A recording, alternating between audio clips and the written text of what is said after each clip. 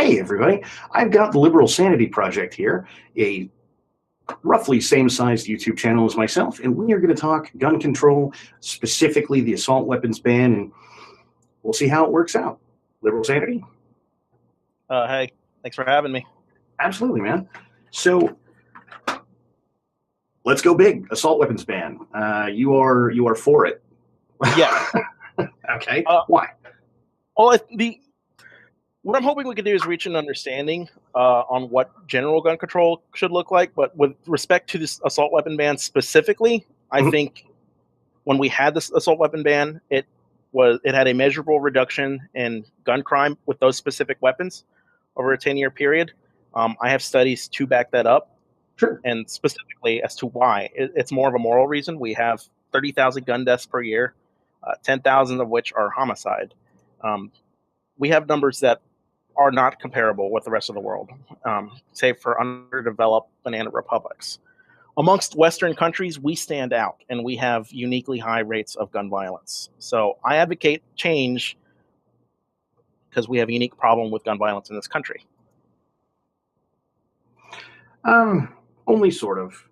So here's sort of my problem with that. You could take nearly any 10-year period over the length of a long enough timeline, and we have no effectively assault weapons gun crime, right? Mother Jones has been compiling these things since 1982, and there's, in 1997, we had somebody use an AK during the assault weapons ban, say with 99, 2000. But you've got about the same rate of them between 84 and 94, right? So is it, and furthermore, the drop in crime that either gets attached to this or the Brady Act is a trend that was already happening. So, Sure. I mean, jumping in the middle of a trend and then taking credit for it, I really dislike. And a lot of studies do that. No. If I may. Sure. I'm not attributing that to the drop in gun crime in general. Okay. But there was a drop in those kinds of assault weapons used during the 10-year period that the ban was in effect. That I can attribute to the bill.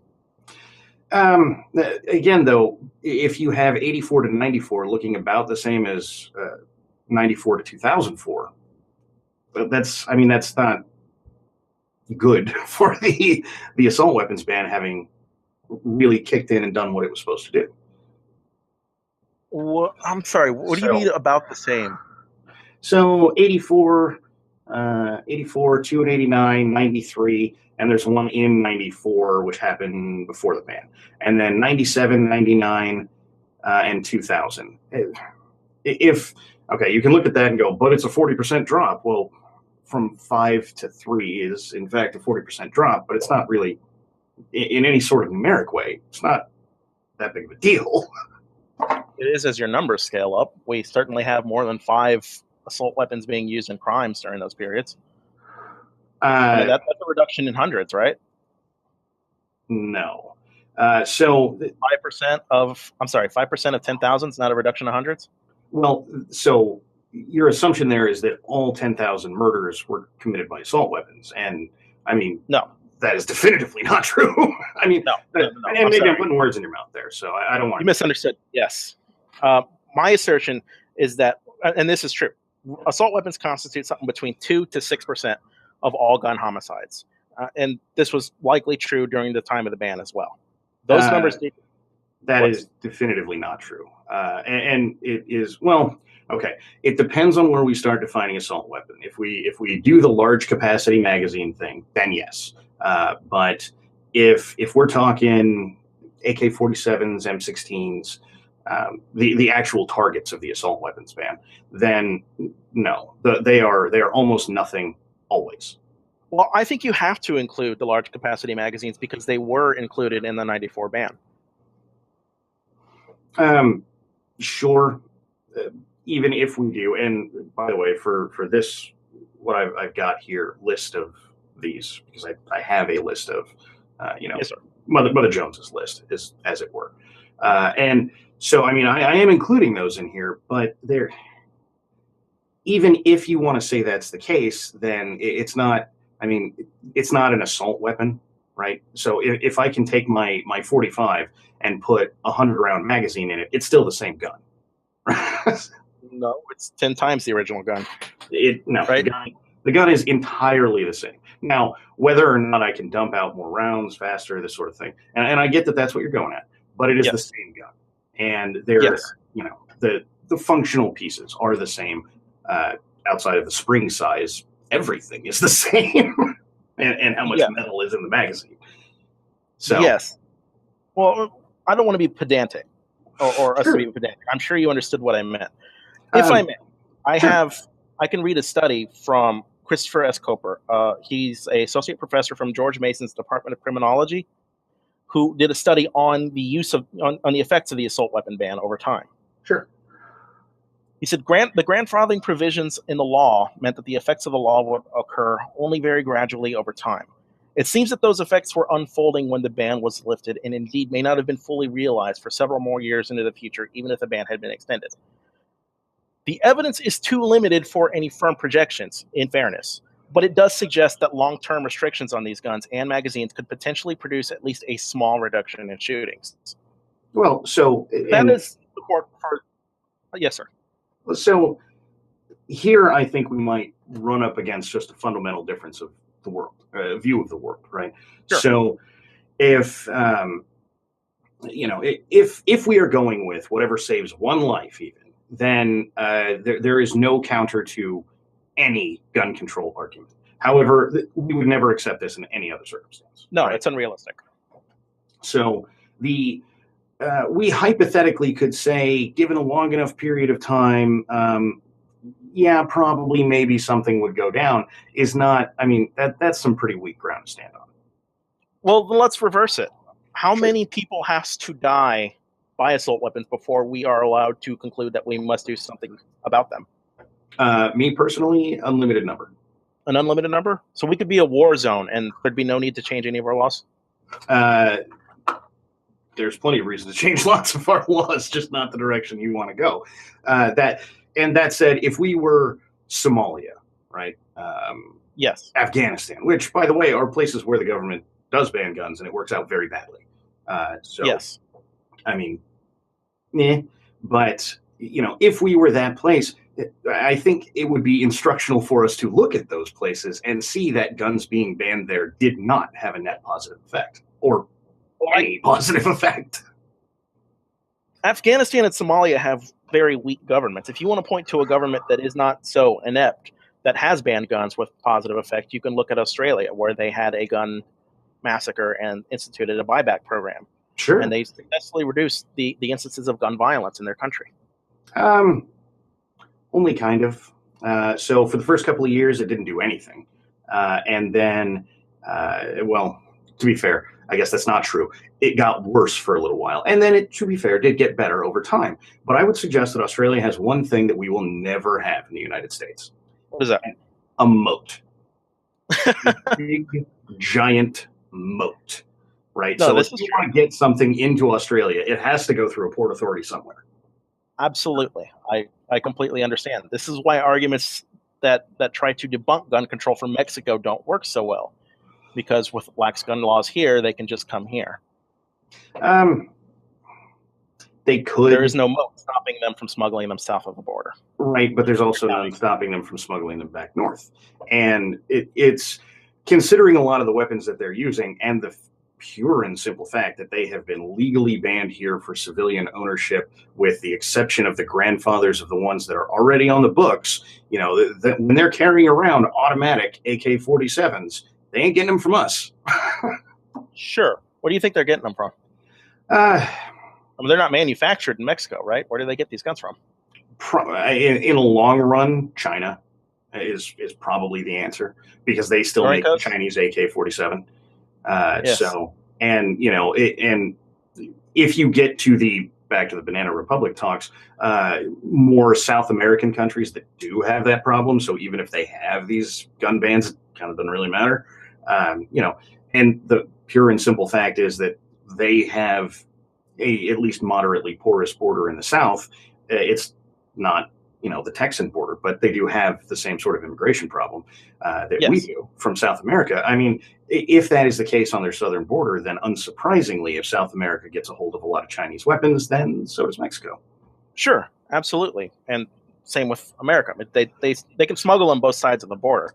Um, if you're trying to argue that banana republics and weak governments are bad at gun control, you won't get a disagreement from me. But Well, Australia is not, and neither is. You could take any number of Western European countries that have similar laws, and you have similar results. so you don't. And I think France is the single best example of that. So now you can take every single Western country that has a moat, and they all have great results.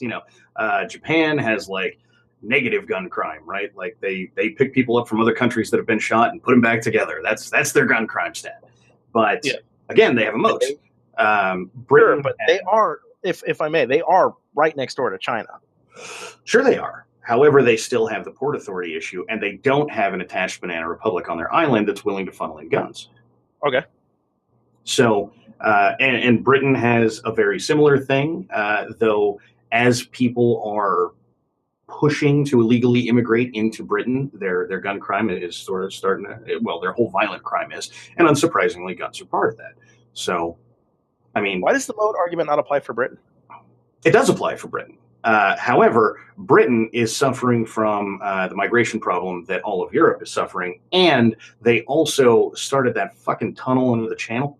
Yes. So prior to the tunnel under the channel, and prior to the immigration problem that was forcing people at an inordinate rate into Britain, Britain had effectively no gun crime. I'm with you. Yes. As they have decreased the viability of the moat, they have decreased the viability of their ability to control guns. I think we're hitting a wall. So I want to get back to fundamentals then, because I think reasonable people believe in some form of gun control.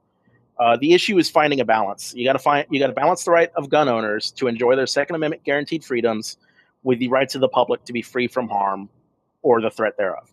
And the issue comes down to like these few questions: Are your rights to guns unlimited?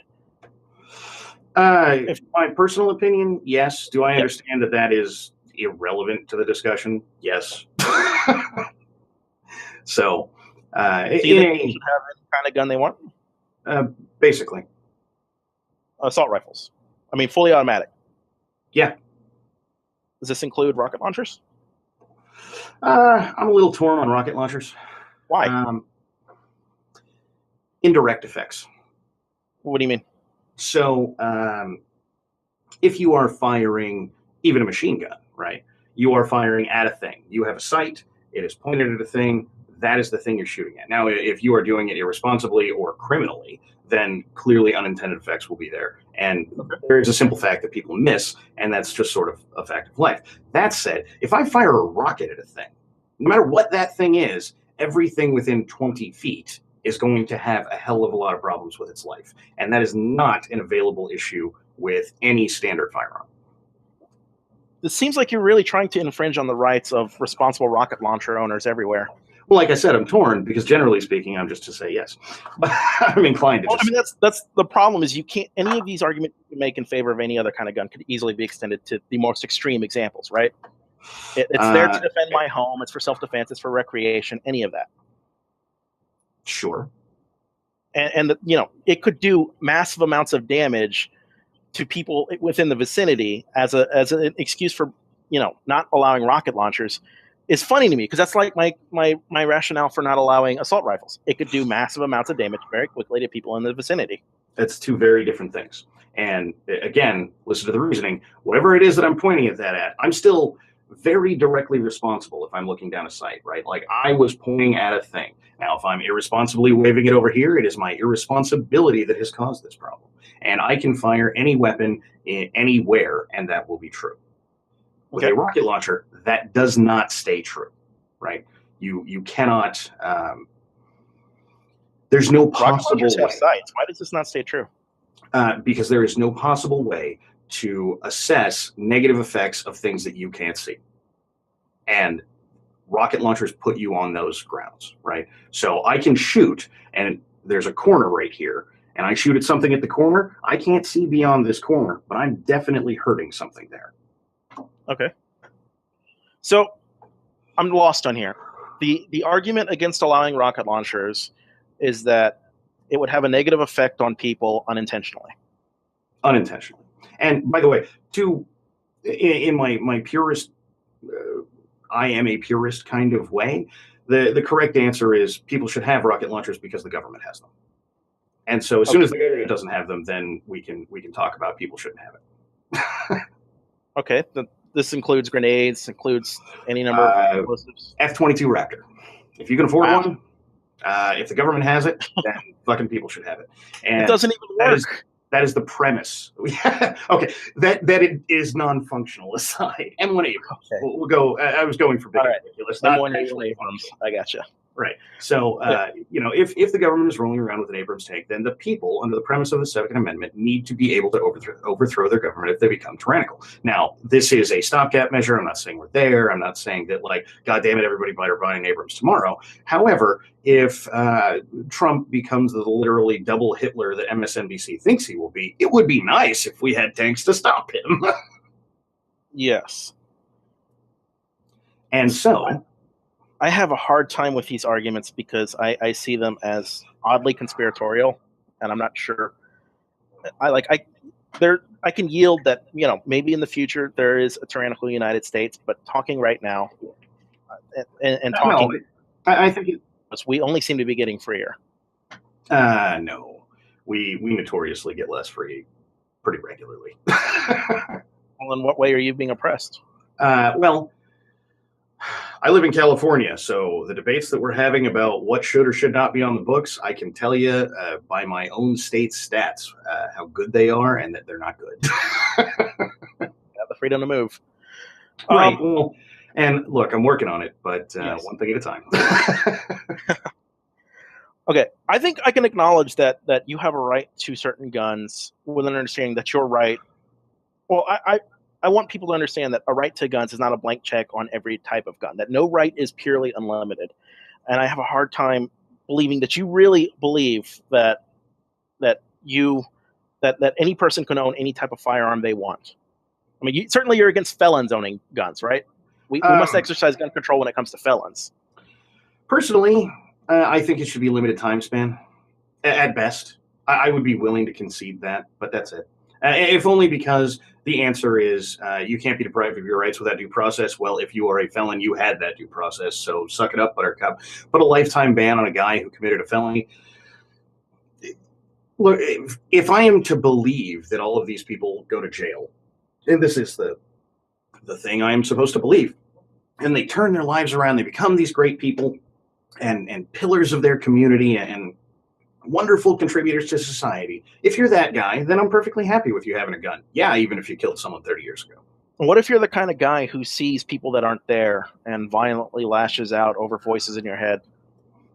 Well, preferably what we do is we stick you in a place where you can't hurt yourself or anyone else. Okay. And then your rights are infringed by. So you do believe in some measure of gun control then? I don't think that's necessarily a gun control issue, because I equally would saying he can't have freedom of speech because he's locked in a room forever. Well, I mean, you can't have freedom of speech from inside a room forever. Exactly. But, I mean, he can't. Right. So, okay. With respect to the Second Amendment. Yeah. This person, a crazy person, cannot have a gun in your view. You want him locked away because he's criminally dangerous and shouldn't have a gun. That is gun control, by definition.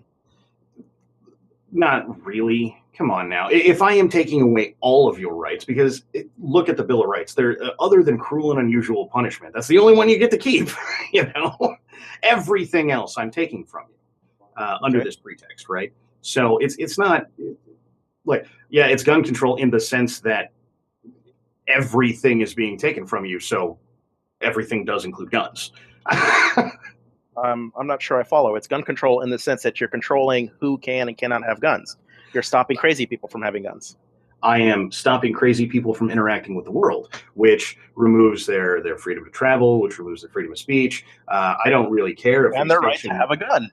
Yeah, they're right to have a That gun. is gun I don't control. care if we station military people inside the room, whatever service member that helps keep his life, keeps him in check. I am literally violating every single one of his rights. If you want to stand on that as a point of gun control, then okay. But Sure. we're literally ripping away every single right and you're going, yeah, but one of those rights is guns.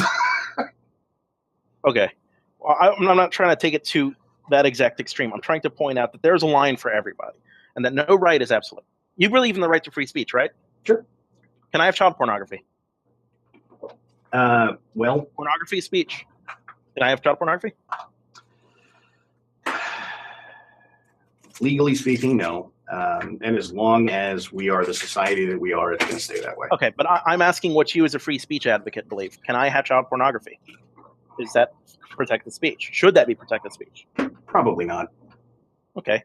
And your right to be secure in your persons from search. That shouldn't apply if there's probable cause that I committed a crime or something, right? Actually, that is what secures it. So, Okay.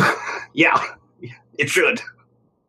But we have there's this belief that look, it is primarily found on the right, but there is this belief that the Fourth Amendment grants you just unlimited privacy.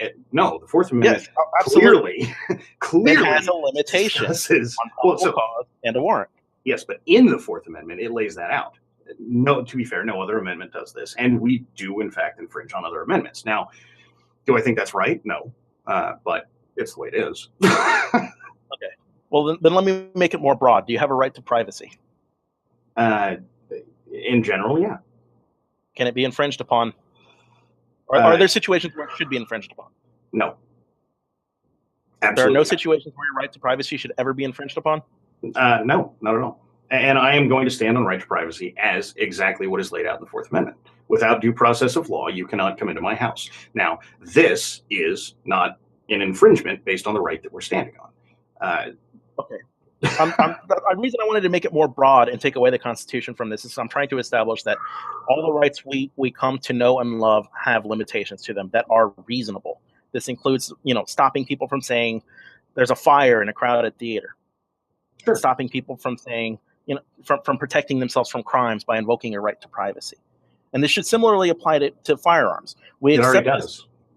Well, that's what I'm pointing out. We accept this principle for grenades. We accept this principle for light machine guns. We accept this principle for Viper attack helicopters. We accept the principle everywhere else, but we draw a line on assault rifles for reasons that baffle me. Well, we had a ban because yes. Assault rifles aren't a thing, and any gun owner in the world will tell you that. And I understand from watching your own video on this that you are in fact a gun owner, and so I am confused as how you get to this, because this is how we get to the comparison to cars, right? Because effectively what you're saying when you say you can't have a pistol grip is like, well, if you change the steering wheel on a car, then that car is now more or less dangerous, and that is, no one would ever agree to that. But we do say that. Yes, we ban we make regulations on cars to meet our expectations as society. We ban their use while intoxicated. We ban their manufacture. No. Safety standards. That's not where I'm not saying we don't regulate cars, because we very clearly do. My point here is the assault weapons ban is a targeting of irrelevant things. So changing a steering wheel from one steering wheel to another steering wheel that in this discussion would hypothetically permit you to drive the car safely doesn't change that car in any way. And this is the I have to hold here versus I have to hold here, because that's what a pistol grip does. Yes. That's the change. I understand what a pistol grip does. This is why I'm lost. It's not just a steering wheel, right? Well, let me get off that argument, because it's not a good argument. Sure. Well, I'll tell you what. Let's make it clear and related to guns. What is any reasonable argument to ban the AR-15 but not the Mini 14? I'm not sure what a Mini 14 is. It is the exact same thing as an M16, except without a pistol grip, barrel shroud, or a flash suppressor. Well, then it doesn't sound like it falls under the category of what an assault weapon is. An assault weapon is defined as a weapon with a detachable magazine, it has one threaded barrel, underslung mount, pistol grip or collapsible stock, any of those things. What is any effectual difference of banning one and not the other? I think not effectual difference, but I think there can be a moral difference in that one is designed for warfare and for killing other people. We carried the Mini 14 on battlefields up through Vietnam. Okay. To be honest, I'm not aware enough of the gun to give you an opinion. I can give you an opinion on AR-15, Sure, but I've never heard of the Mini 14. It is, for all intensive purposes, it's an AR-15 with a different outward appearance. And Okay. yes, for my various heavy gun friends, there are a lot of internal differences, but functionally speaking, for the purpose of killing people, it's just as good. Then why don't people use it? They do. Functionally speaking, the function of a gun is to fire a projectile at a person from so many yards away. No? Functionally speaking, the function of a gun is to fire a projectile. What you, the person, point that at is up to you. Okay. And the gun does its job, regardless of if you're shooting at paper, dirt, or people. Okay, then there's no difference, functionally speaking, between a light machine gun and a pistol. In the sense of what they do, Yeah. in a very basic, what they do is fire a projectile sense, no, there's not. Okay. I'm in favor of reasonable gun control. And the reason I want to ban the AR-15s, because functionally speaking, they're not like pistols. Because they are weapons of warfare, and their entire design is to kill lots of people very quickly. So are pistols. I don't think pistols are designed to hold 30-round magazines. They have to be. You have to have with an aftermarket magazine. Yes. No. The Glock magazine. When you buy the Glock 18, which to be fair, no civilian can buy. I don't think you can buy a Glock 18. No, because civilian can buy it. And Yes. this is a ridiculous term because my 1911, and I do own a straight up Colt 1911, was designed for the U.S. military. I even have the military model so that they could carry it on a battlefield, so that they could kill people. It is, by any definition, a weapon of war. And it's also an officer's weapon that serves a dual purpose of self-defense. So does the M16. So does a howitzer. We could take the argument to a point of absurd. No, they don't. Howitzers don't do a lot of self-defense. Okay, neither do AR-15s or M16s. Yes, they do. When do you use it? Then when do you use AR-15s or M16s for self-defense? Well, actually, the Sunday shooter sounds good. Okay, that's actually a great example. You want to move on to the Sutherland thing? The who? The Sutherland. Oh yeah. Okay. Yeah. Yeah. Because I hear this argument that is to effect, why not just enforce the laws on the books? Yeah. Right. And I agree. And barring this incident in Sutherland, it seems evident that the laws on the books do not keep with the advances in technology. Bump stocks are legal. People on no-fly list can buy guns. Right? People on no-fly list should buy guns. Period. Should? Yeah. They should buy guns. Absolutely. You realize terrorists are on no-fly list. That's why they're. I also realize senators and babies aren't. Look, I'm not advocating for babies to buy guns.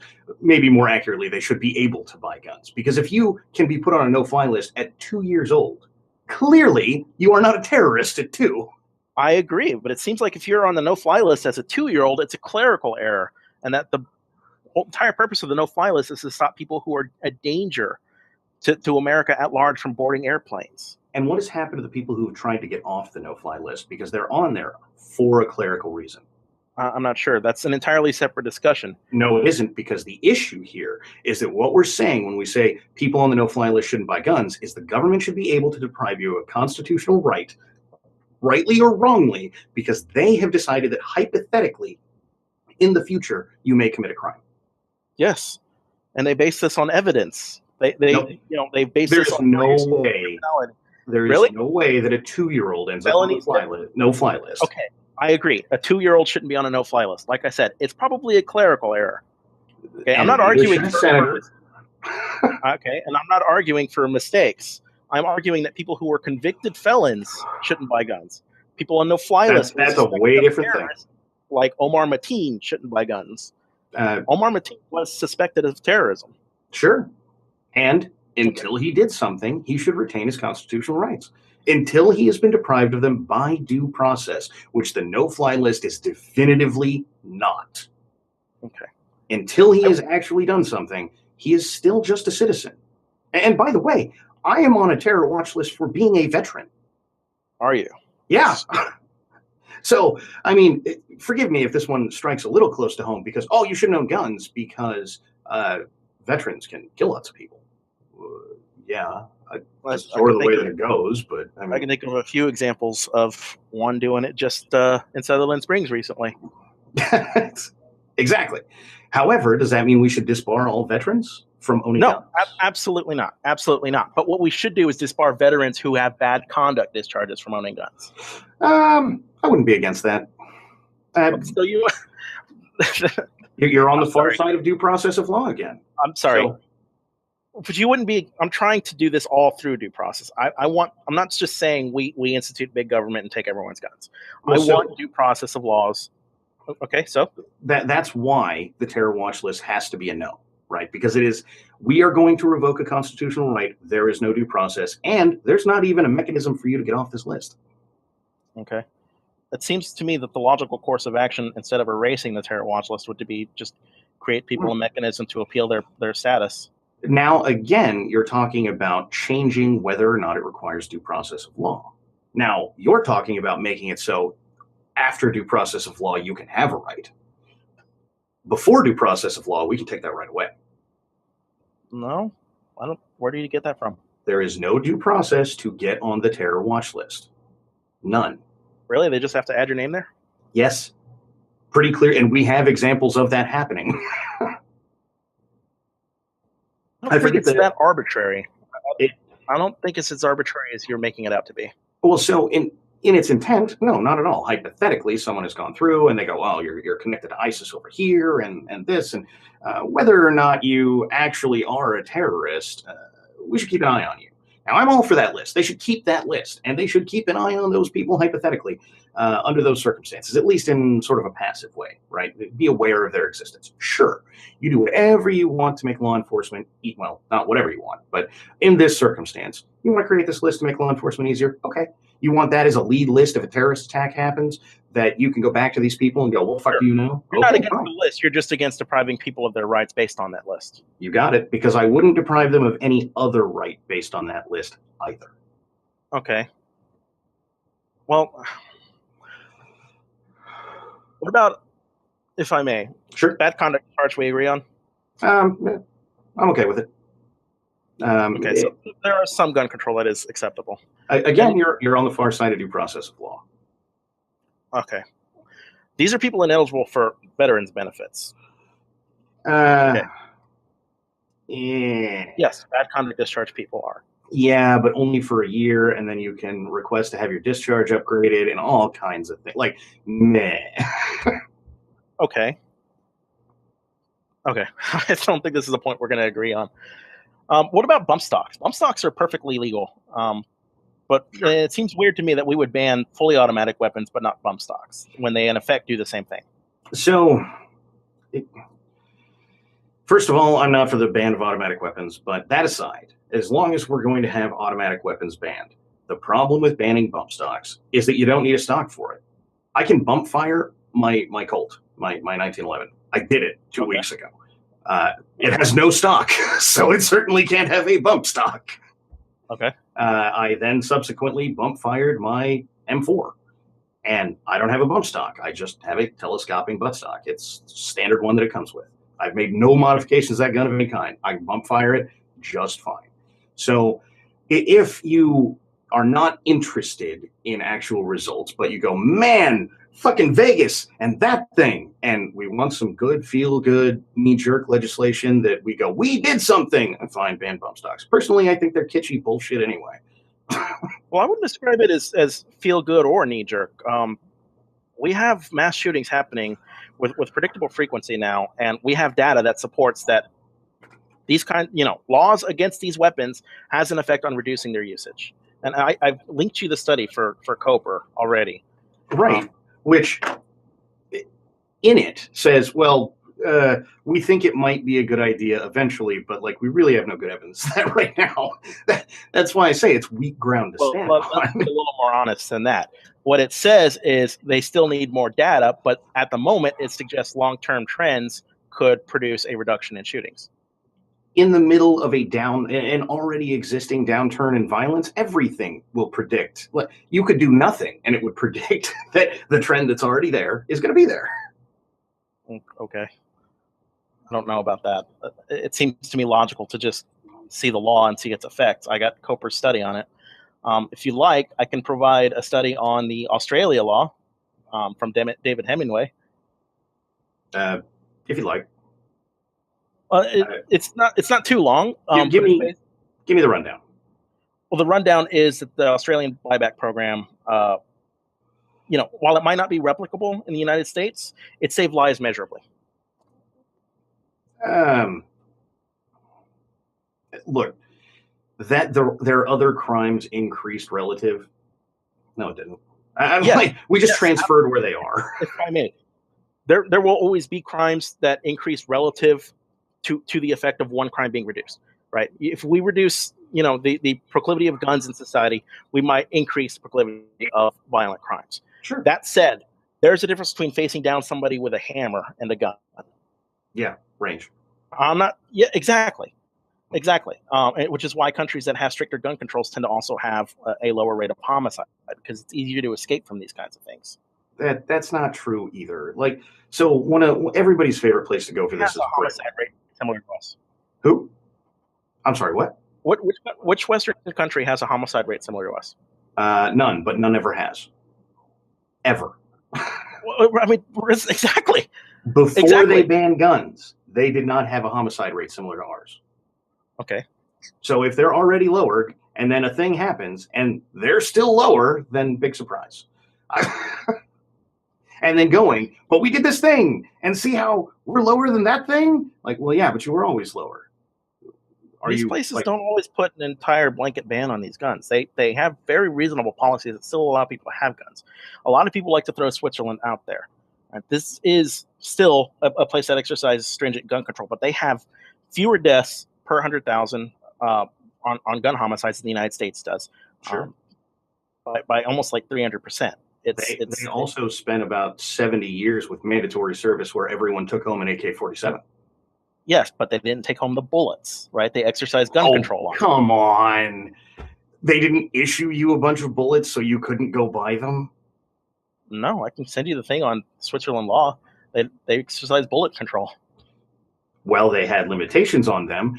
For me to break into someone's house in Switzerland, what I know for a fact is that there is a guy with an AK-47, and now I am pinning my hopes and dreams that he has never bought 20 rounds.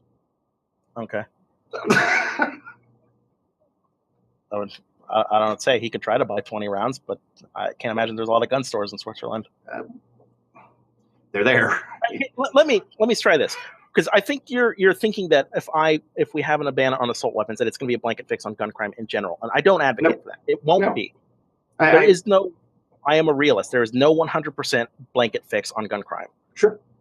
Nonetheless, I find that certain weapons are particularly destructive in comparisons to others, and they should be controlled for the sake of the public's right to safety. So the very first thing we should ban is the Browning fucking 50, or the Barrett 50. It is the single most destructive weapon that you can even reasonably buy in the United States. Okay. I don't know that I'd say that, but because I don't know enough about the Barrett 50. But I can tell you that we do ban machine guns, right? We ban grenade launchers. Again, it's all just down the line on what is necessary and reasonable to balance the public's right of safety with the individual's right to keep and bear arms. All right. Can I stop you there? Because it isn't reasonable. Yes, sir. Right. So this is everybody likes to claim the term reasonable, and it doesn't mean anything, right?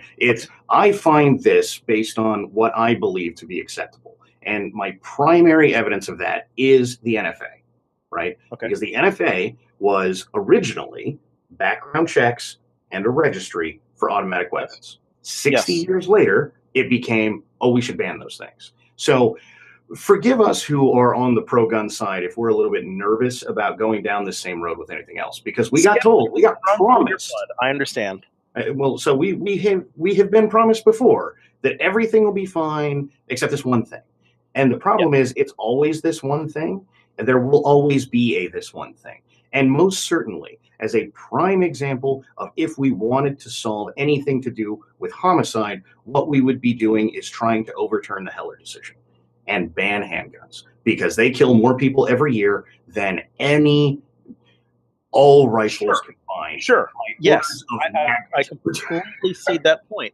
The difference is handguns serve a legitimate purpose for self-defense. Now, So does I my want to. M4. Okay. Well, I don't think most people would see it that way, and that's why I want to define reasonable for you. I think what most people agree is reasonable, and I think if you poll most people, they will agree that we probably shouldn't be selling machine guns to people. Well, so that's for. I have about 3 things to say to that, and I'll try to make them quick. One, yes, if en masse we convinced people to kill the Jews, would that make it right? No. Okay. It wasn't a question of what was right. Right. I'm sorry. Continue. However, my point is it's wrong. Now, lots of people can be wrong, and that's fine. Subsequently, what the hell are we going with? Everybody thinks this. Well, of course, everybody thinks this because by this point, like it was 30 years ago that we banned pretty well outright, and we were controlling them pretty hard before that. So you've got effectively multi-generation of voters who grew up going, well, yeah, but machine guns are just banned. And no one ever stops to ask why, just it is, and therefore it is right. Okay. Did you have one more? I thought you said 3 things. I did, and I completely forgot, so take it from there. Hey, it's the pressures of a live debate, man. Here's my point. Gun control does not necessarily mean crime control. The reason you want these things banned is because their usage in crime would allow that crime to be more destructive than it otherwise would be if the person had to use something else available to them, right? If somebody has to rob a bank with a hammer, it's a different thing than they have to do it with a gun. And I'm not saying, or even just any gun, a machine gun. And I think I can point to the North Hollywood shootout as an example of where these kinds of guns changed the entire ballgame because the police were outgunned. They had to go to a gun store, break open, get some guns to match the shooter's guns. Do you remember this shootout? And why was that? Do you because know they why? were outgunned. Why were they outgunned? It wasn't because they had AK-47s, because let me tell you, you can put an AK-47 in my hand right now, and a 9mm will drop me like a bad habit. Yes. Those shooters were wearing effectively what we are wearing on battlefields today of body armor. And so those cops went, pew, pew, pew, and the guys went, get fucked. Absolutely. That would not have changed if they were shooting BB guns. Right now, to be fair, their lethality would have changed, but they had to go to a gun store because they were outgunned. Nothing to do with the gun. I don't see that has nothing to do with the gun. If it had nothing to do with the gun, they wouldn't have needed to go to a gun store to get better weapons, right? No, wrong. The body armor is why they had to go to a gun store. Okay. Let me ask you: would you be comfortable taking on a guy? If you were in a shootout, hypothetically. Sure. Would you feel outgunned if he had a machine gun and you had a pistol? My feelings there would be irrelevant.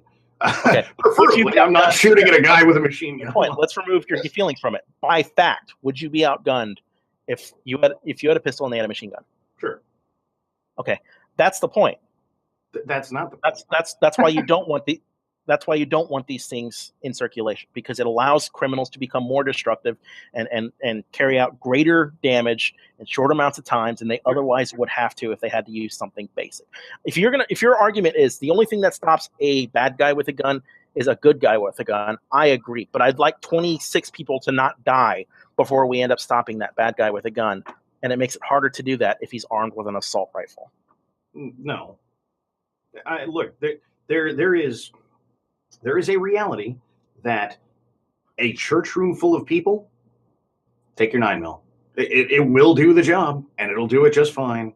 And it'll do it just fine under some circumstances. A confined space where you're willing to kill everyone, every time that's true, the 9mm will work just fine. Well, it wasn't true in Vegas, right? Because there were plenty of good guys with guns around when the Vegas shooting happened. Sure. But it's a little unrealistic to have a bunch of armed people shooting indiscriminately at a hotel where a sniper's raining down bullets on them. So it doesn't Sure. always work like this. Well, no, Yeah. but Vegas is also not a confined space. Right. It's not It's a a big open area. And I think you're concentrating too much on the space and not enough on the guns. The reason the the destruction guns in are Vegas, irrelevant. no, the guns aren't too irrelevant. It A shooter absolutely with an is. assault rifle and a bump stock killed 59 people in the course of 10 minutes. Well, he killed If he had 58 to use people. okay, I'm sorry, 58 people. Yes, you're right. He killed himself, and I counted I that. don't. That was my mistake. I'm not saying that like makes it any better, but fuck him. He doesn't count. No. For shizzle, my nizzle, I am completely with you. But my point is that he carried out the destruction he did because he had good guns to do it with. No, he didn't. And look, there are a couple of realities for people who are long term shooters that if he didn't have a bump stock and he had any skill with a weapon, that would have been worse. A lot worse. Not like You're making my argument for me, which is what? which is that the gun he had was very effective in killing a lot of people, and that the only thing that stopped it from being worse was that he was unskilled. That an unskilled person can take a gun and kill 58 people. That's as true, again, dependent on scenario, with any firearm. Firearms are 100% a force equalizer. That's what they do. Okay, well, no, they're not. They can be a force equalizer if you are on equal ground with equal guns, right? Same. Okay. Not every position is the same. And if you have to shoot at somebody who's in an elevated position, they have an advantage over you. Sure. If they have a better gun than you, they have an advantage over you. Take your gun out of the scenario. Now it's dramatically unequal. And that you have a gun, right, equalizes the force. That's all. That's all I'm saying. Not that I don't disagree. Not that if you have, I don't know, if you have a law rocket and I have a 22 short, that like we have equal force. It is that under that circumstance, as much as I would not want to be in that circumstance, I want the 22 short versus not. Yes, absolutely. No, it's better to have one and not need it than need it and not have it. I completely sympathize. Don, can I call you Don? Yeah, it's Don, right? Yeah. Okay. If I may. Sure. The reason the incidents, well, like Vegas, I'm trying to demonstrate that equal footing and equal firepower. I'm sorry, that the only thing that makes this truly equal is having equal footing and equal firepower. Now, Sure. If you want to say having a gun is better than not having one, I agree. I am not an advocate of banning any gun and every gun. I am an advocate of banning very specific guns. Right. In fact, I'm an advocate of banning guns specifically that were laid out in the 1994 assault weapon ban. Right. That is, magazines or assault pistols that had threaded barrel, underslung mount, stock, any of these things that made them easier to conceal, easier to control, or easier to modify. That is the things that the 94 assault weapon ban outlaws do not change any of those things. If you want to say that an AR-15 is... Huh? It's in the law. I don't understand what you mean. It doesn't change any of those things. It doesn't change their ability to conceal or kill. It doesn't. A collapsible stock doesn't change your ability to conceal? If you think that a collapsible stock in any meaningful way changes, like, what's the argument? You have to wear a 2-inch shorter trench coat or duster? Yeah. Because you ain't concealing a collapsed M4 in anything smaller. Okay. Is that functionally different? Like, is that the line we're going to stand on? Is like, they'll have to buy 2-inch longer trench coats. You keep standing on functionally different as if their function's going to change through the addition of any of these accessories. Yes. If the function was no different, why add these accessories? Ergonomics. Why? Because it's easier to use. No. Right. But so collapsible stocks are one of my favorite things that are on here because they are absolutely ridiculous. The difference between a collapsible and non-collapsible buttstock is whether or not two people can use the same gun. Just period. Because I can always cut down my M4 stock all the way back to the back of that tube, or that recoil tube, right? I can cut it down to there, and it will be the same size. And that by the way, is not illegal according to the assault weapons ban, right? This Having a collapsible buttstock lets both myself and my wife fire my M4 because she's shorter than me and substantially so. The bump stock lets your wife fire an M4? No, collapsible Sorry, stock. the collapsible stock. I Telescoping. misunderstood you. Collapsible stuff. So, and I mean, this is like really, as much as it's like sort of a meme answer, I'm really getting to the point where like, why do you hate short people? Because the standard M4 just has a long still. It's about like this, right? And so I can move mine down to about here, which is really only helpful for people without long arms. Yes. Okay. Anyway, we can get back to the original thing, which was the only thing that stops the bad guy with a gun is a good guy with a gun, right? Sure. I mean, we can if you want to. I mean, look, yes. I hate this or would you like to so fucking much. I get the point. I get like Wayne LaPierre did have a point when he said it, and God, if it hasn't become a meme of the fucking gun debate. But look, the answer that you get almost immediately is like, well, yeah, that's why we have cops, and for a lot of reasons, that's a terrible answer. But look, I'll give you that answer. Yeah, right. It doesn't advance anything. Is my point. It leads to 8,000 rabbit holes without ever providing an answer. That is true. Well, it's problematic because it's true and it's not true. Right. You know, it is very situation specific, and I commend Stephen Williford, the Sutherland Springs guy, right? Hero, absolute hero, okay. And I commend his actions. But this didn't stop the massacre from happening. It's the point. It already happened. Well, okay. Maybe he ended it, but he didn't stop it. I got to stop you there because this is a thing. This is the thing that I absolutely despise. So if a guy with a gun kills someone that has killed two people and was indiscriminately killing people around him, and this has happened, and someone pulls out a gun and goes, "You ain't fucking doing this," then what we hear is that wasn't a mass shooting, so you didn't stop the mass shooting. And so that one doesn't count. I don't think I would say that. I didn't say that. No, you didn't say that. However, that happens actually. There are provable large quantities of times where this happens. And so, well, I mean, in the sense of we're talking small numbers regardless, they're large quantities. They're not like hundreds of millions or anything. But, because this is always a subset of 300 million people, and a relatively small one, no matter how you slice it, compared to the rest of the numbers. It's a decent number. But, and if Stephen Williford does this, it's still like, well, you didn't stop it. Well, no. But, I mean, what would the better option be? And if it's, well, if you didn't have a rifle, then... At this point, there is no better option. I think you fundamentally misunderstood me, so let me try to frame this a little better. Because I am commending him. He did stop it, right? Sure. Okay. The shooter might have killed more people than 26 people. I'm talking about being proactive. And the problem with the good guy with the gun meme is I'm scared that somebody... No. Well, I'm just going to mute myself for a minute. Okay. Should I continue talking, or... I'll talk to chat. Yeah, I'll talk to chat. I'll be right back. How you guys doing, chat? Legally, I'd like to be able to have one. Legally, you'd like to be able to have a fully... Hell, dude, so would I. I love fully automatics. But we got to be sensible about it. It's like I'd like to have a tank. I play a lot of war games. I'm a young guy. Shooting an M1 Abrams would be so fucking cool. But I obviously can't take one home and I can't drive it down the street. There has to be reasonable limitations to what we can do.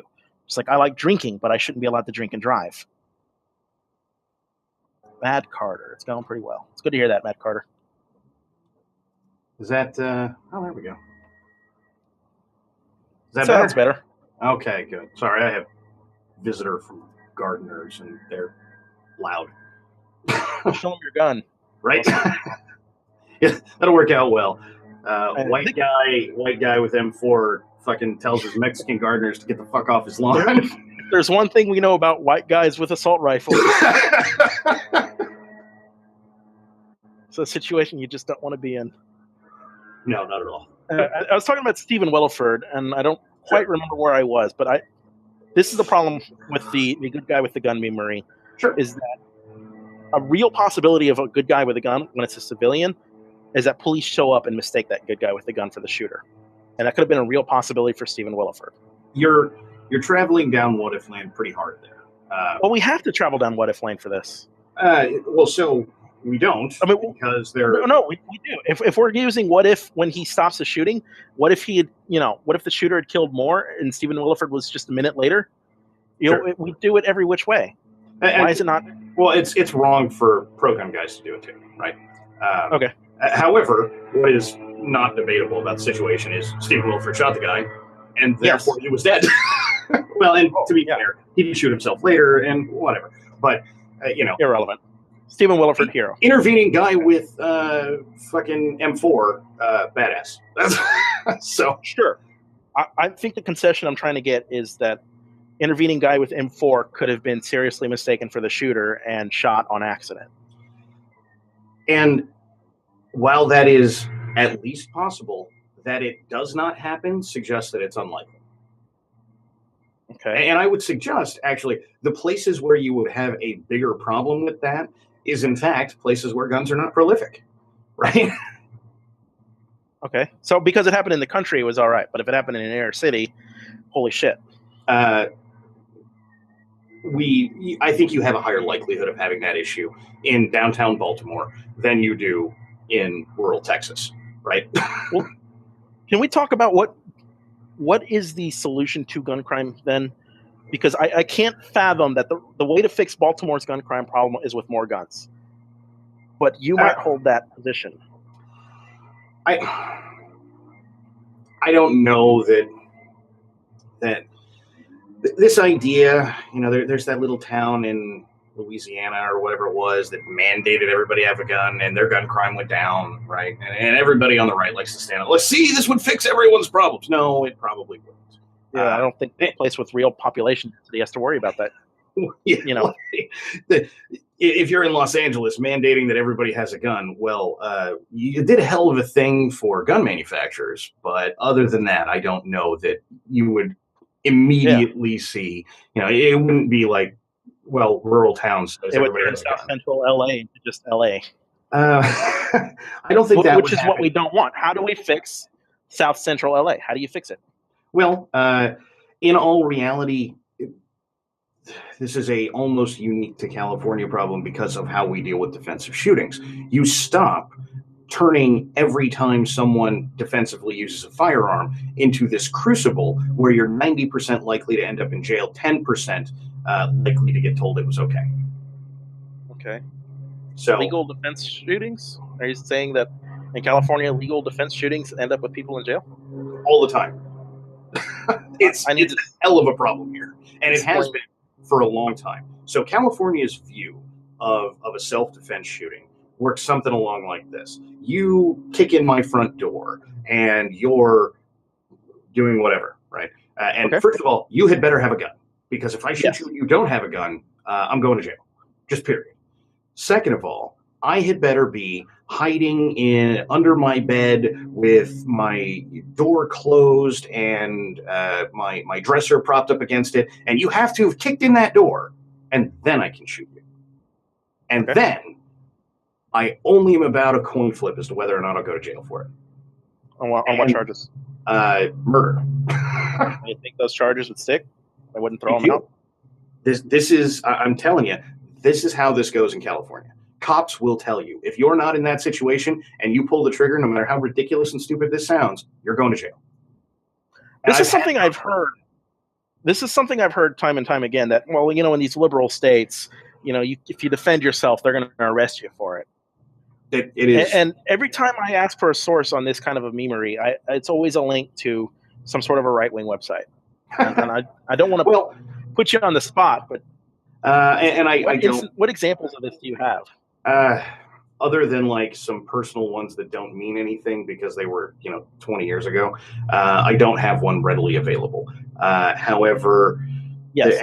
The other issue with this, by the way, it links to a right-wing website. Well, yeah.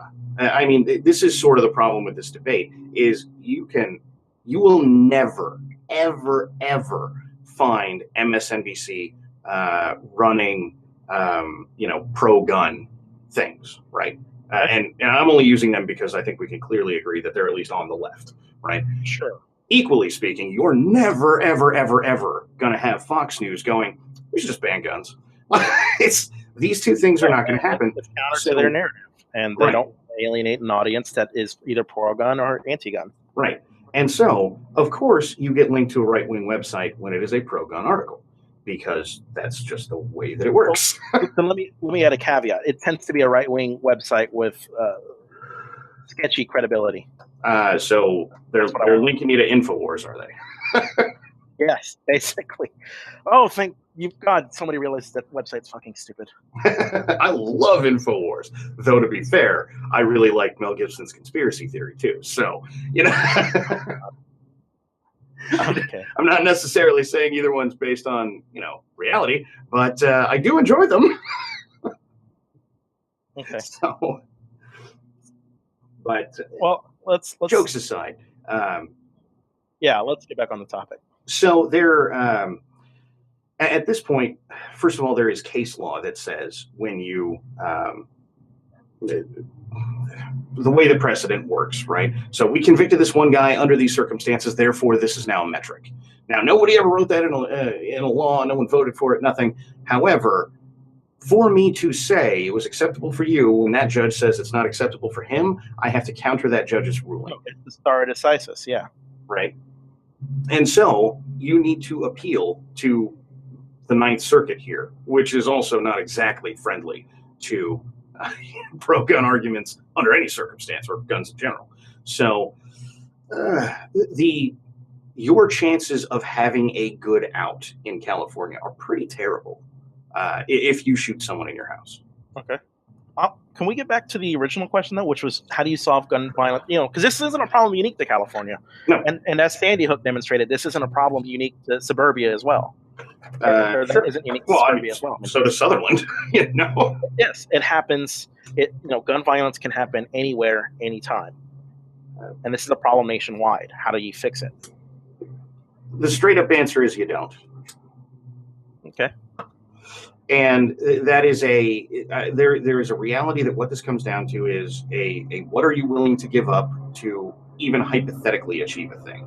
And the problem is there isn't good evidence that, one of your own caveats is this isn't going to fix it. It's just going to make it slightly better. And so I think slightly better is better than nothing. Well, the assumption is that it makes it even slightly better, right? And as a prime example of how I have to stop you again, because sure. There's studies in academia that back me up that sure. It's not just an assumption; it's a trend. It goes hand in hand. I can link you to the Cato Institute, who will give you the exact opposite studies. Now, one of the problems that I have is that both of these sides do this, I think, disingenuously. As a prime example, I forget when that study that you linked me was conducted. But if the assault weapons ban had the effect that we are told that I am expected to believe that it had, in 2004, we should have seen a pretty massive jump in assault weapons crimes, and we didn't. It came 13 years later, 12 years later, something like that. Why should we have seen a massive jump? Because if that law was what was holding it down, the moment that law was removed, it's no longer held down. Okay. I think it still takes time for people to get a hold of their guns, though. Well, considering in about half the country there's a waiting period, I would have given you 2 weeks. But a decade? Okay. I'm sorry, I don't see the trend you're seeing. I don't see that it correlates like that. It kept it down, and then there's been a steady rise. It's not a spike, but it has risen, right? Some, and only some. The reality of looking at mass shootings is they do happen rarely. We just hear about them forever. If it is, again, dependent on which side of the political aisle we're talking about. Like, we'll hear about Stephen Williford until I'm fucking dead, until somebody else comes along and does the same thing. Sure, I don't deny that there's an echo chamber bias. I don't deny that there's an echo chamber bias at work on that, but they don't happen as rare as you think. They do happen. And I can link you to the website that basically documents how often mass shootings happen in this country, and it seems every other day there's a mass shooting somewhere in this country. Now, they might not be broadcast nationwide like the 20-something ones are, but they do happen. So, if we're talking mass shootings, yes, we're breaking the conditioning. If we're talking mass shootings, I don't think that we're talking 3 people dying, right? I mean, is that that's the line that we're going with? Because then I'm going to tell you flat out what you need to do is something with pistols, because those numbers are almost all pistol crime. Sure, I don't disagree with that, but we are going with the 3 number because I think that's how it's defined by our criminal justice system. No, depends on the day. I mean, they don't have a hard and fast rule that they stick to, but when we get to anywhere above, I don't know, a dozen, then everybody seemingly agrees that it's a mass shooting, right? If we're saying it's hard to disagree at that point, right? there's sort of a lack of disbelieving that you just kind of have to go with. But if we're talking about 3 people, then assault weapons are entirely off the table because they are once again the minutia, right? They are irrelevant, all things considered. Okay. Why? I'm again lost. Because again, you're now talking about a pistol problem. You're talking about the only way we get that big massive number, right? Yes. Fucking a mass shooting happens every other day is pistol crime. Yeah. Okay.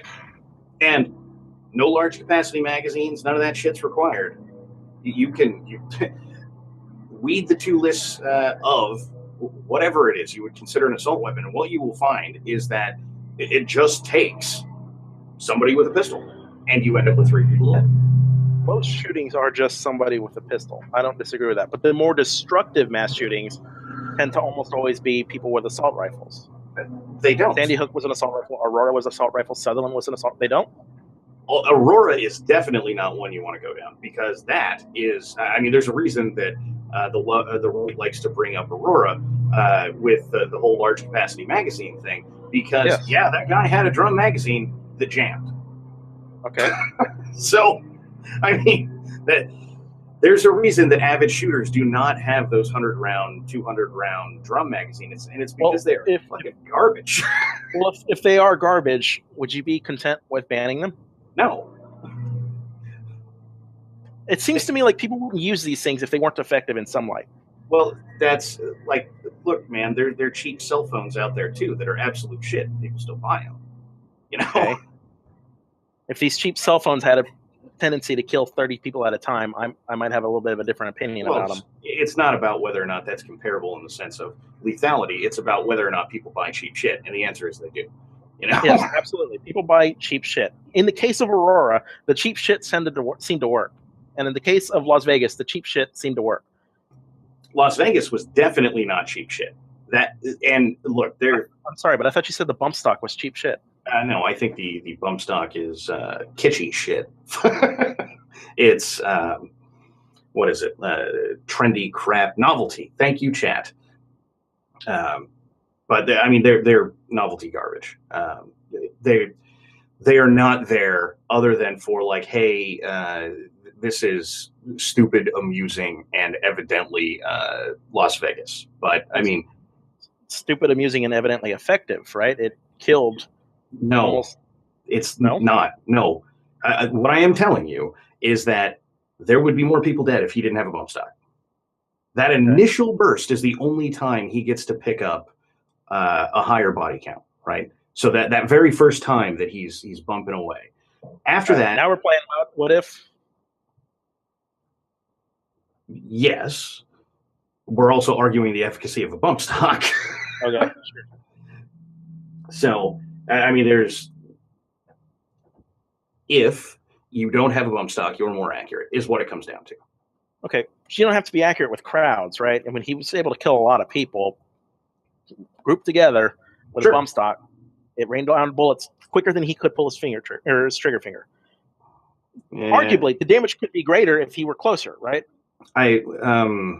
Well, yeah, I mean, if he's at ground level, just by the way the ballistics works, he would have killed more people, yeah. Okay, so I mean, it seems effective to some end to allowing shooters to shoot lots of people very quickly. Not really. And as a You just prime conceded example, it, though. You just no, conceded that. no, if he was at ground level, he would have killed more people. I will concede that. I will not concede that this permits him to kill more people. And if this is entirely, to be fair, this is the extreme as far as skill goes. But Iraq veteran 8888 has a video where he and Jerry Michalek are shooting, and Michalek is just pulling the trigger, and Iraq veteran is using a bump stock. And the difference is milliseconds between who empties the mag first. Okay. Now, I mean, if we're arguing that, like, oh, 1 millisecond would have made this better, well, not really. This is like when people argue that we shouldn't regulate the capacity of magazines because people can just reload very quickly. This isn't the case with everybody. Most people couldn't pull their trigger finger like they were a Navy SEAL, Green Beret, whatever. Mitchell is Stibby, man. I actually have no to be fair, he is also like the fastest shooter in the world. So like I said, this is the extreme of skill. Yes. Right? Yes. But the reality is, huh? But most people don't fall under that skill level. No, but the reality is you don't end up with that much of a difference. And look, I really hate defending bump stocks again because I think they're crap, but you should be allowed to have crap. And by the way, in a comparative sense, bump stocks have been around and approved since 2013, I think, somewhere in there. And for all of the time they have existed, they have killed no one up till now. Okay. Well, they killed a lot of people. Assisted in killing no one up till now. Okay. Which implies, just by nature of being the case and that they exist, that these things are used for something other than killing people. Sure. I don't disagree with that. Like I even conceded these weapons could be used for recreation. These weapons can be used for self-defense. These bump stocks can be used precisely as what they're being marketed as, novelty items. But the fact is, they allow you to shoot a semi-automatic weapon as if it were a fully automatic.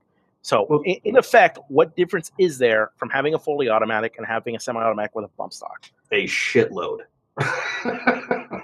Start listening. Accuracy, definitively. Okay. What you have to do as the shooter is dramatically different. The way you hold the weapon, every single thing that relates to the principles of shooting is out the window with a bump stock, and it is there with a machine gun. So, also the reliability, there's a reason that his rate of fire changed over the course of the time that he was shooting, because it is not a reliable way to get automatic fire. There is not, or duplication thereof, it is not, functionally equivalent, even in the sense of how the mechanism there is working. You have problems with bump stocks that you just do not have with automatic weapons. It increases the failure rate in that sense. I mean, there's a lot of difference. Okay. They are fully automatic. They're just a shitty fully automatic. Is that a fair assessment of your argument? They're not fully automatic. But other than that, yeah, they're shit. Then let's define fully automatic. I'm lost on this. When people say it simulates fully automatic, it doesn't simulate. It is. You hold down the trigger and it shoots. Yeah, the recoil makes you pull the trigger once every time, but you don't have to use, you don't have to use your muscles to do it like you would. Yes, otherwise. You do. That's how bump stocks work. Yeah. You're pulling the trigger once every time? You push forward on the gun. Recoil drops it back. You push forward. So the argument here is whether or not you have to use a trigger finger or tricep, I guess, right, to pull the trigger. That is the difference. And by the way, this is a thing that, and this is why shooters will all tell you, ban them if you want. You're not going to do anything. You can duplicate a bump stock with a belt loop with some 550 rope. We'll say. Do you think Stephen Paddock could do? Do you think Stephen Paddock could just duplicate it? Yeah. I mean, look, considering the amount of time and effort that he put into this, that evidently was not getting skilled at shooting, but everything else, if there wasn't a bump stock, there would have been a well, look, wear a harness, and it does the same thing. I don't want to go down that hypothetical because there's no evidence to suggest that. He used a bump stock because it was what's available. He used Sure. AR-15 because that's what was available to him. Sure. And it's like when everybody says, well, the criminal will just find some other way to kill people. They don't. They are not masterminds who understand the complexities of the black market. They use what they can get, and most of the time, it's something they bought at Academy Sports and Outdoors. Again, if you're going to stand on that large mass shooting list, that's not true. If we're talking about things like Vegas and Sandy Hook, even Sandy Hook's not a good example because he killed his mother and stole it from her, right? Okay. His mother, who bought a weapon legally, right? He got his hands. He got his hands on an assault rifle from somebody who got their hands on it legally. Is my point. Yeah, but he assault weapon law. Okay, irrelevant. If the assault weapon ban were still in place, there is nothing to suggest that Adam Lanza's mother would not have had an assault rifle, right? If the ban were in place, she might not have had one. Okay, I thought that was what you meant, but okay, maybe. My point is that they're just going to use what's available to them.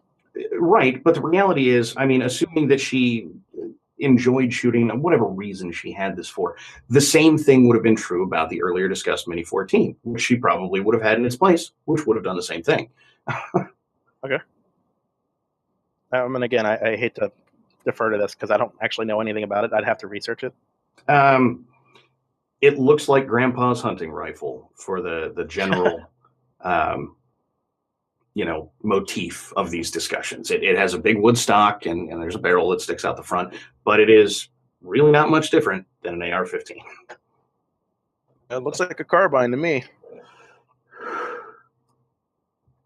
Scary looking carbine, just a regular old carbine.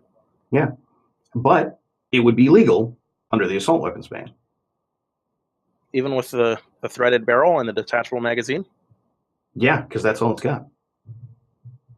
That would be banned under the assault weapons ban. Nope, requires two. Magazine is not one of them. Barrel and a detachable magazine. Has to accept a detachable magazine and have two of these characteristics. That was the assault weapons ban. So it would still be legal. I misunderstood. My apologies. No worries, man. Okay. I think Matt Carter is bringing up a fun point that criminals don't follow the law, and I've heard this argument time and time again. You want to go there? Sure, let's do it. How do you feel about that? People have this meme that criminals, there's no sense in changing our gun laws because criminals don't follow the law. Everybody is law-abiding until they're not. You've heard this on my video, I'm sure. Yeah. Okay. What is the retort to that? Well, first of all, with specifically, again, with the exception of Paddock, there is a pattern to these things. These people are, when we start reaching into their background, they weren't good old Joe, right? They were fucked up and weird people, and some of them had broke the laws in various ways, often not in ways that got gun rights restricted for the ones who got a hold of their weapons legally, clearly, but or again, with the exception of Sutherland, which is just a fucking problem in and of itself. But the sort of the reality of the situation is this is one of those things that we say that is intended to mean a lot more, right? And that we just meme it back and forth at the other side doesn't really help. So the point here is, I would like to think throughout this conversation that you are generally okay with me owning a gun. Generally, yes. Okay. So just as a base premise, I follow the laws as best I can. Californians are convoluted and shitty, but I do follow them. Right. So when the point of this is when you restrict guns, you take them from me. You don't take them from the people who are going to do terrible things, if only because they, no matter what we ban, they do in fact find a way. Right. Again, defer to the 94 assault weapon ban. This allowed for the grandfathering in of assault weapons already in people's possessions. Why does that mean? I mean, why does people go straight to a ban on one gun means a confiscation and ban on every gun? Because those are not the same thing. Specifically with assault weapons, because you're not banning in any way that is logical to people who pay attention to guns. And there is a reason, again, that we meme right back at you with the, like, you're just banning furniture, you're just changing aesthetics, because that is, is a reason that I keep bringing up the Mini 14, because it is functionally pretty much the same as an AR-15, but would be legal under the assault weapons ban, while the AR-15 wouldn't. Okay. I must say I don't know about that, but I'd have to research it. I'll take your word for it. Sure. To get to this memery, set to dispense this idea that the only laws we should pass are the ones that criminals will follow. I think that's a ridiculous premise, and that's why I say it's intended to mean something bigger, right? The idea that you're taking guns from me, but you're not going to have a heavy impact on criminals. It is really what's meant for criminals. I think the thing that's bigger that it's trying to say is that that any ban is ineffective. At doing anything, it's just ineffective because the criminals aren't going to. Well, so this might be another problem, is that you don't see this as a trade-off. You this is where you don't need an assault rifle thing that just pisses off every pro gun guy. I wouldn't say that. It is a trade-off. 100% a trade-off. I love guns, dude. Don't mistake me. They're fun. Sure. Okay. I don't have an assault rifle. I wouldn't mind having one, which makes my position a little funny, I imagine. But it's a little bit amusing. I look at it in the same, as I described in the chat earlier, I look at it in the same vein as tanks. It would be so cool to climb into an M1 Abrams, right? Sure. It would be so cool to shoot an Abrams and drive an Abrams. I shouldn't be able to take one home. Why not? You can do it with Shermans. You could take home Sherman fucking tanks? Yeah. There's a couple of people in the Midwest that have private tank museums of World War II tanks. Okay. And I think there's a guy in Louisiana who will sell you for a couple $100. You can shoot his, I think it is a Sherman. Demolition Ranch has got a video where they went down there and did it, and they blew up his truck. Oh, sorry. Give me 1 second, please. Sure. Hey, chat. How we doing? Never mind, chat. Sorry. I'm not that interested in you. Sorry about that. No worries. All right, so the question of why not? It's because they're destructive. It's because you can't trust people to be responsible with them in general, right? The average person couldn't drive a Sherman tank down your freeway. Why not? Because they tear up the roads. Well, okay. So, all right. The average person can't be trusted to drive his own car without getting it licensed and registered. That's a fairly modern invention, and I don't just mean that in the way that cars are fairly modern. I mean we've only been licensing for a fairly short period of time, though there are hilarious stories of before we did it where a town has two cars, and the only two cars in the town, they get in an accident today, they both get one. But but why do we license them? So this again might be a fundamental difference. One, I think on a reason voters find it acceptable is it makes us feel better that these people are licensed, and yet no one thinks anyone else drives good, right? Mario Andretti would be called a shitty driver if he was on any I-10 somewhere. Absolutely. Like I said earlier, the issue is you have to strike a balance between individual ownership and the rights of the public. And you can draw the same analogy with cars, right? People like to drink, people like to drive. Sure. You have the right to do both, but you don't have the right to do both together because the public has a right to safety. One, this is why I hate cars. One, cars aren't a constitutionally protected right. Two, I would suggest that most of the pro-gun advocates of the world would say, at absolute best, we are at that medium right now. And this is why you get a lot of no further, because guns are rather heavily regulated. And this thing that it's easier to get a gun than a car. Well, apparently, I mean, if you think that, you've never bought a gun. I have bought a gun. It was not harder for me to get a gun than it was a car. I don't know what state you're in, but that could be relevant. Oh, well, so it in Texas is not much harder, certainly, to get a gun than a car, but it is no easier, right? I mean, other than financially. I'm sorry.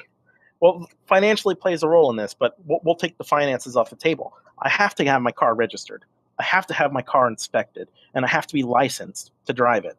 No, you don't. I don't have to do any of these. Yes, I do. Not at all. Drive it on your own personal property. Drive it on your own personal property and never take it anywhere else, and you don't have to do any of that. Okay, but For the purposes of this argument, that kind of renders it pointless. That's moot. So I If shouldn't I be want able to to keep a drive, gun at home without any of that shit? oh, you should be able to keep a gun at home. I'm not saying you shouldn't. The Well, I question mean, was, go ahead. I'm sorry. I'm interrupting you with guns. bullshit. Yeah, God damn it, shut the fuck up. The question was, guns are, or the assertion was that guns are harder to get than cars. It's not true. Okay, here in the state of Texas, yeah, if you want to just keep a car on your property and never drive it, sure, you don't have to be licensed for it. But if you want to use that car anywhere off your property, you need a license to operate it. It is a motor vehicle. You have to be trained. You have to be licensed. That car has to be registered and it has to be inspected. None of this happens with guns.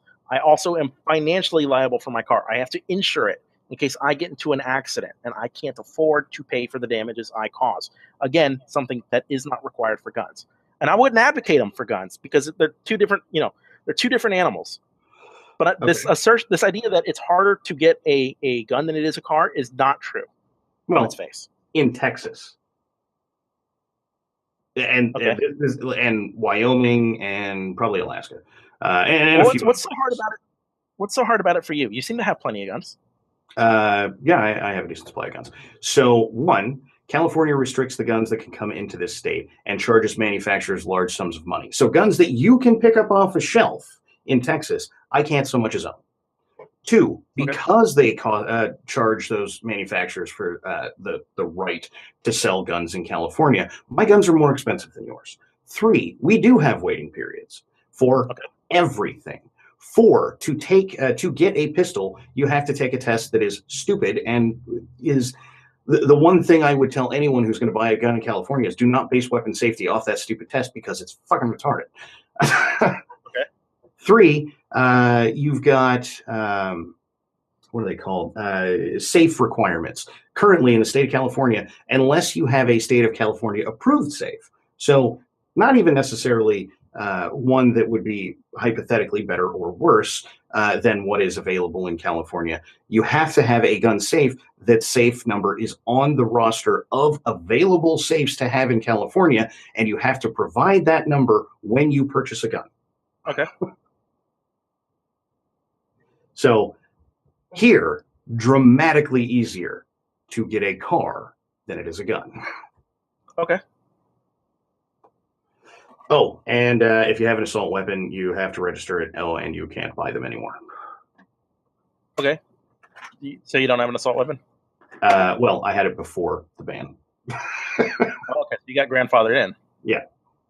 And why do you assume? I mean, I don't want to put words in your mouth, but do you assume that if there were an assault weapon ban, that legislation wouldn't be grandfathered in?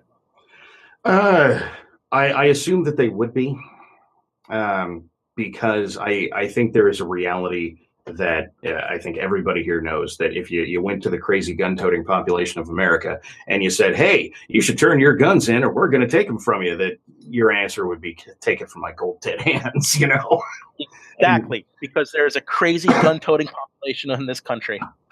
Sure, and under that exact pretense, I'm probably one of them. If you won't come take my $2,000 Daniel Defense M4 from me, then well, come and take it, but you ain't gonna like it. And by the way, this is a thing that, again, whatever it is that you cherish and enjoy, if the government said, well, we're not going to let anybody do this anymore, right? And you said, okay. For whatever reason, you just went, yeah, okay, fine. I've got mine, whatever.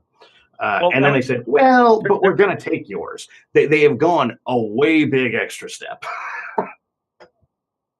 Right. Which is why I wouldn't advocate for that big extra step. Right. But there is an obligation on the part of government to balance what you love and enjoy with the rights of the public to be free and safe from you loving and enjoying them at a school. That too is a modern invention because what are we talking about? 50 years ago, we used to have shooting class in school, right? It was a thing that people just did. You went to school and you knew how to shoot a gun. Right? Yeah, you know why we don't anymore? For a lot of reasons, and Columbine's one of them, right? No, those classes were gone well before Columbine. Okay. So Again, maybe not in Texas, but I live in California. They've been gone since the 70s here. So, you know, Hey, and if your argument is you should teach kids about guns and gun safety young, you're not Mhm. going to get a disagreement from me. I Right. learned young. I shot young. That's Tends probably to make why I'm a little responsible less gun liberal owners. than most liberals. Yes, So, but there has to be a reasonable limitation, and that's my assertion. and I think you are drawing irrelevant differences with what you want to ban. And the problem for people who are on my side of the argument is that they're, the AR-15 Mini 14 is like the cream of the crop example. And by the way, if we want to talk about something else, the M1 Grand or M1A, whatever the hell it was that we carried before the M16 was a perfectly functional killer, still legal under the assault weapons ban. Okay. So, and I mean, again, I only bring up weapons that we have carried in combat because this whole weapons of war thing happens, right? Well, we have to acknowledge that as weapons of war is going to be an ever-changing definition as technology progresses. And the reason we stopped using M1 Garands is because we found something better to use. No, no. no. Why don't we use M1 Garands then? Because they shoot 30-06, and we decided after World War II and Vietnam that an issue that we have in combat is that, and this is when boot camp changed. Matches it. No, not at all. We didn't actually have that big of a problem with this, but what we found is that people generally, and clearly not Paddock and whatever that fucker and Sutherland was called, people generally, when you're shooting at the enemy, they are not an in-your-face threat, so they shoot over their head to suppress as opposed to hit and kill. And this was a huge problem for the military because killing people's kind of what they do. Yeah, you want to train killers. Right. And so this is when boot camp changed. And this is why you get a lot of modern day vets who get out and give a lot of the fuck ISIS. Yeah, I'll kill all of them. And they tend to be more angry about it than people who weren't vets. Not to say that anyone is defending ISIS, but there is a different motif, as it were, to vets who are like, I was there. I'll fucking kill those bitches, And sure. What does that have to do with my question? Why did we stop using the M1 Garand? Here's where we get to. Since shooting over their head, right? Change in boot camp so you get people more inclined to kill. But the reality is you can carry more 5.56 than you can carry 30-06.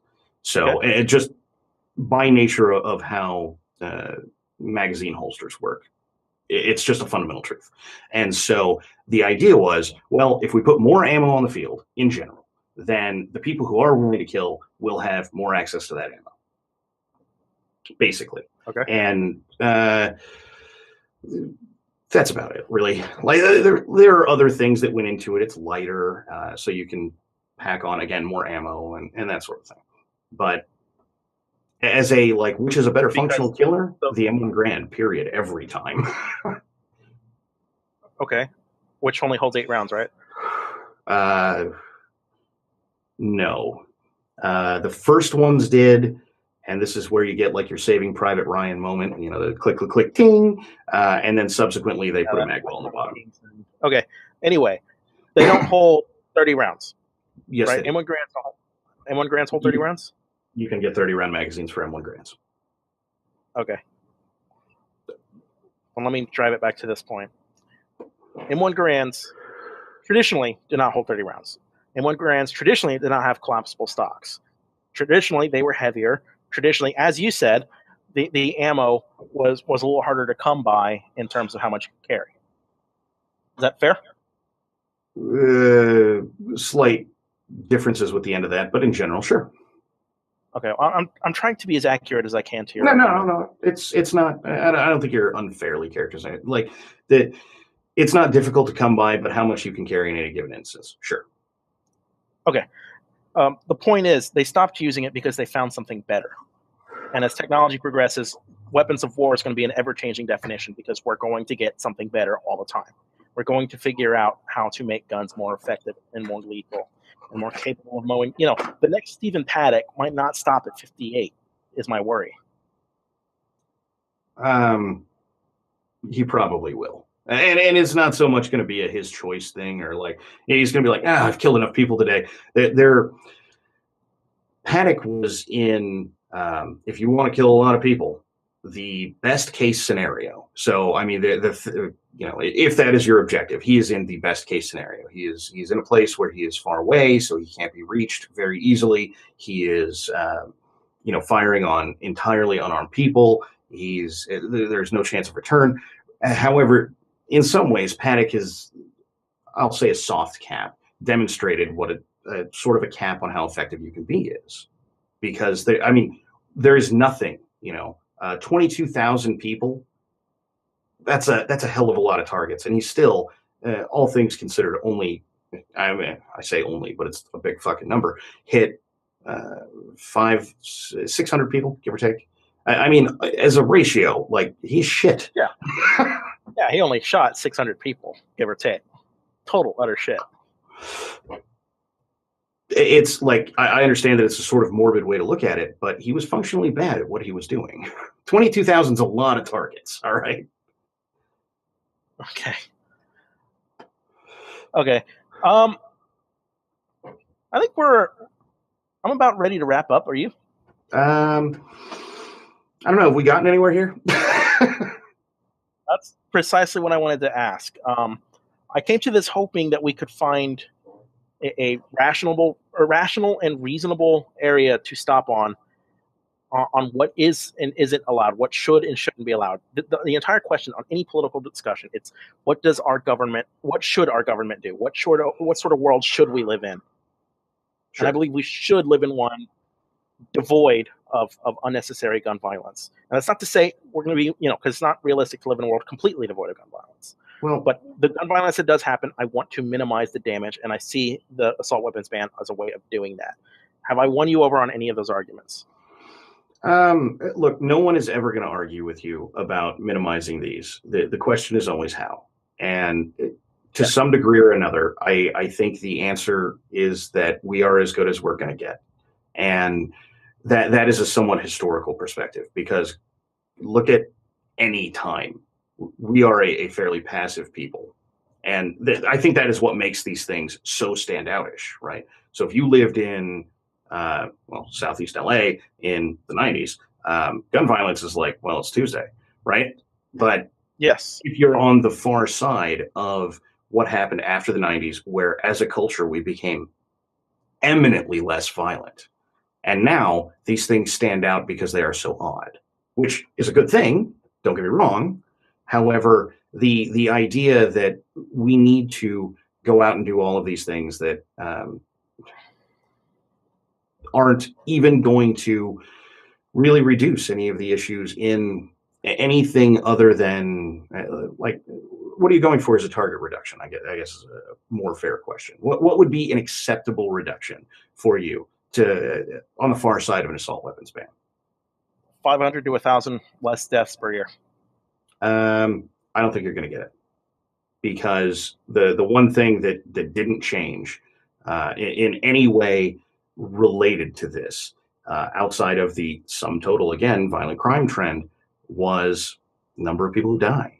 The end result was it didn't really do anything in that sense. Yes, but there's a bit of a difference between dying to a hammer than there is to a gun. And I keep bringing up hammers as an example. It's all about how much damage you can do at one time and effectively. And a hammer is just not the same in effectiveness as a gun is. And it's in the interest of giving people chances. And I don't think you can do that if they're being outgunned. But you're always so in this sense, everyone was always going to be outgunned in all of these mass shooting situations. It's why they pick the targets they do, right? So yes, at that point, to get an effective answer, the answer is to ban guns, right? Because sure, now nobody has guns. So sure, and it's effective in other countries.